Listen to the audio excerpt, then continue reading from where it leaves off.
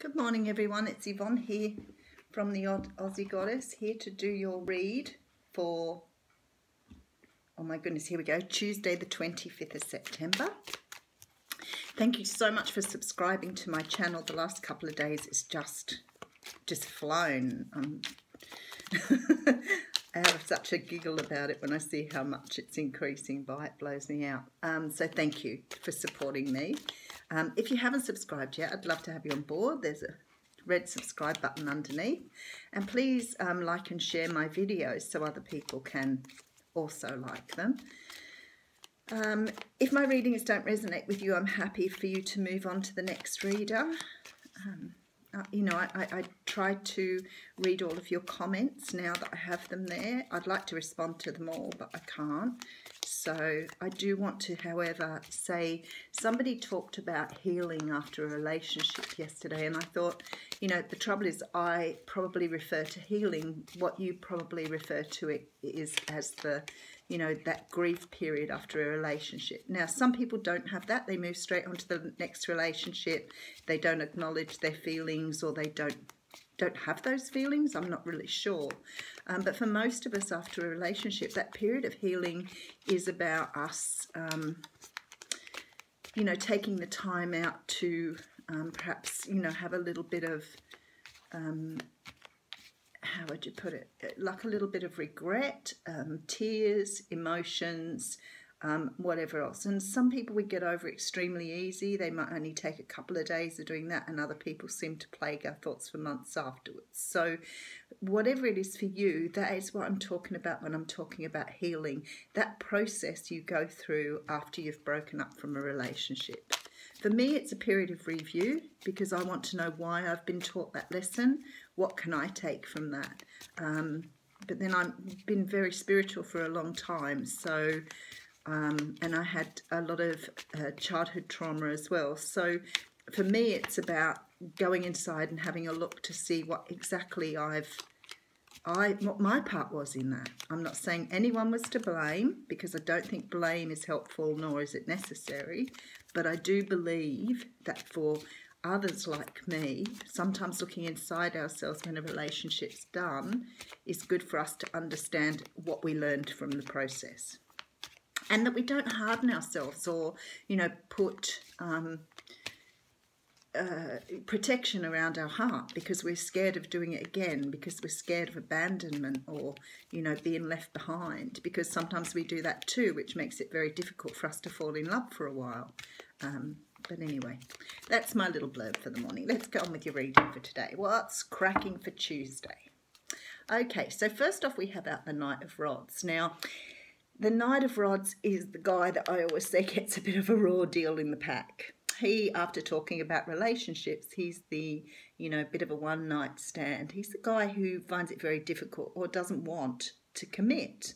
That's why he's got the reputation of the player. So he's a man who comes in hugely passionate. He's generally very attractive and sexy, but he's not here to stay. That doesn't mean he can't, because every player has their day.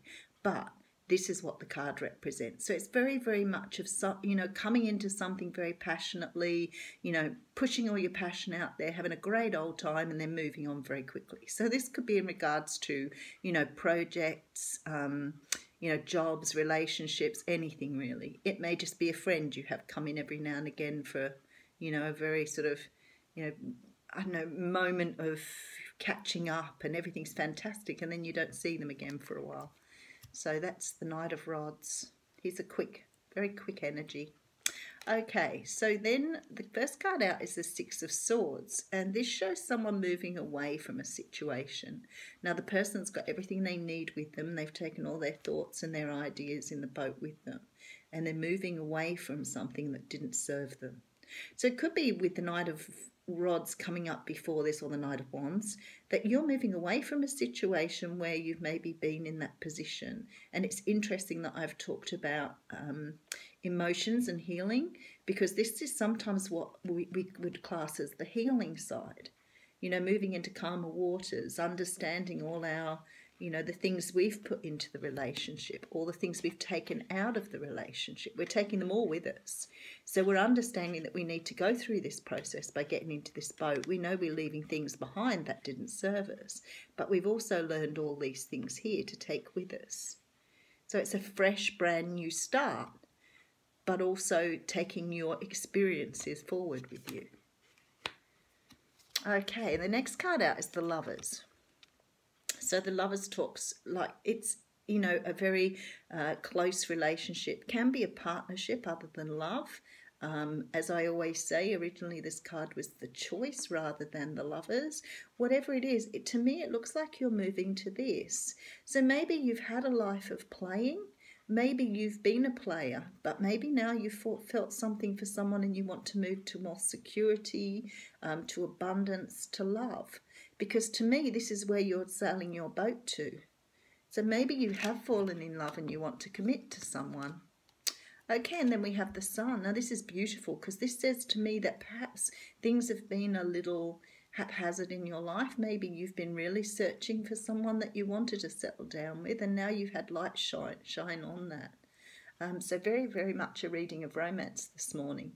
But definitely moving towards something. I mean, the Sun talks about, you know, growth and nurturing and bringing things to fruition and shining light and new starts. It's a beautiful card. It's the best card in the deck. It's just a very warm card. There is also a baby in here, which signifies new starts as well. So it could be that someone's just had a baby as well. But this is very beautiful. Okay, and then the next card out is the Ten of Rods. So yeah, this is enabling you to put down your worries and your concerns. Maybe you've been, you know, searching for a while and dragging all this dead weight around with you. You know, the Ten of Wands is the end of a cycle. You're just about to start anew. I'm sorry, my voice is really croaky this morning. This is about starting anew. It's an end of a cycle. It's putting down your troubles, woes, problems, issues, whatever you've been carrying around. He's been doing it a long time too, because I know he's pretty old here. So, you know, you may have been doing this for a while, but now it's time to put it down and move on to the next cycle of your life. And then we have the Five of Swords. So the thing is with this card, it shows a man with 3 swords, 2 swords lay on the ground, and in the other packs it actually shows people injured. In this pack you can see other people there. But the meaning behind this card is that you've sort of won at the expense of others. It's like, yeah, I've had, you know, such a great time. I've been sort of flitting around the place and, you know, and having such a ball, and I've probably hurt a lot of other people on the way, but hey, I had a great time. So if that's your bent, that's great. But this card sort of warns about, you know, don't have that sort of attitude of, you know, other people are expendable. You can just throw them away when you're finished with them because at least you won. So there's always this feeling of, you know, I won the battle. Well, did you? Really?